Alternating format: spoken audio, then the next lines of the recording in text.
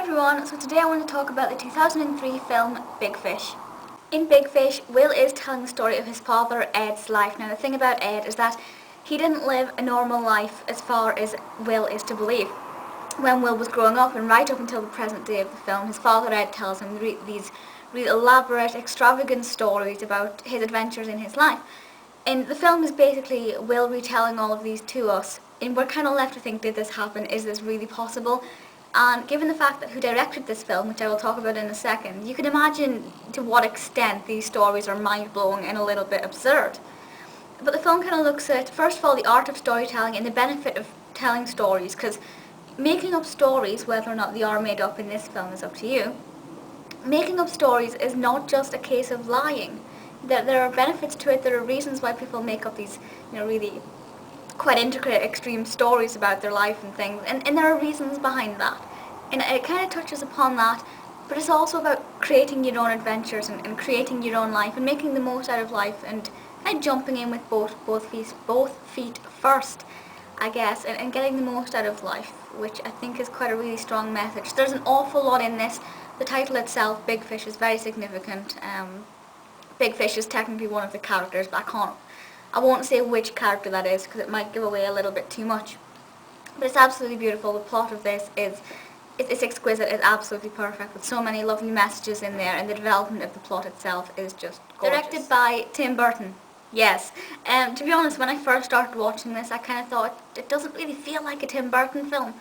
But once you pull together all the various different elements, the morals in this, the messages in this, and then the visual beauty of a lot of the scenes, no scene is dull. There are the present day scenes feel like a basic film, but when Will is telling the story, we have these scenes of analepsis, which is they're just mind blowing. There are circus scenes. There's a scene which I don't know if that's kind of what you can see from that. It's a field of daffodils, which is not what you expect. There's a lot of imagery in here with nature and the darkness and the lightness of it, and it's Tim Burton, but in a really peaceful way. Obviously, a lot of Tim Burton's films they can be quite eerie and quite scary.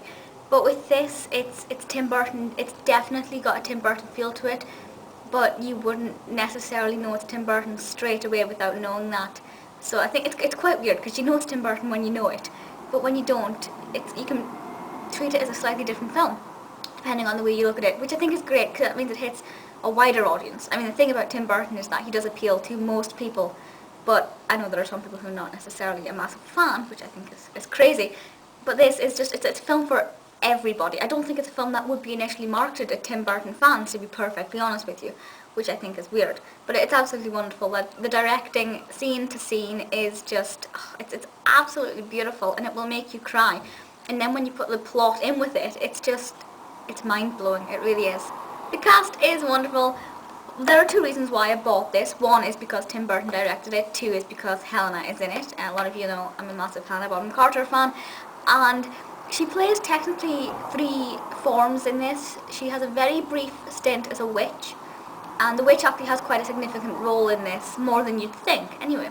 And then she plays Jenny, younger Jenny, and slightly more mature Jenny. There's somebody who plays 8-year-old Jenny, and the casting between 8-year-old Jenny and Helena, it's brilliant. So Helena in this is lovely. She's only in it, I think, for about 20 minutes, 25 minutes perhaps. But it's not one of those films where you go and see it or you watch it for one particular cast member and the rest of it is dull. I've seen films like that. This, I kind of forgot I was watching it for Helena. It's just a beautiful film, and it doesn't matter who you're watching it for. Albert Finney and Ewan McGregor takes on 2 forms of Ed, kind of the older Ed in present day, in the recounts of his life. Deep Roy is in this, which was really interesting. Danny DeVito has quite a fun role in this. And Danny DeVito's character has a lot of Tim Burton elements to him, which is lovely. So the casting is brilliant. I have absolutely no complaints there. The film is 2 hours in length, which initially I did think, oh dear, I have a really short attention span, so sitting for 2 hours, I want to start writing and things, So I kind of thought 2 hours, oh dear, what's going on? No, it flew by. When it got to the end, I just thought, I want to watch it again right now. Now obviously I didn't, because there was no way I could sit for 4 hours straight. But it's an absolutely wonderful film, brilliant in length. The directing is perfect, the cast is It's absolutely beautiful, but the plot itself is what makes it perfect. Now, I know there are some Tim Burton films where the directing is greater than the plot. This isn't one of them. The plot is just... That's not to say the directing isn't good, but the plot is just astounding. It will blow you away. I cried quite a few times in this, but it's crying for good reasons. It's such an emotional film.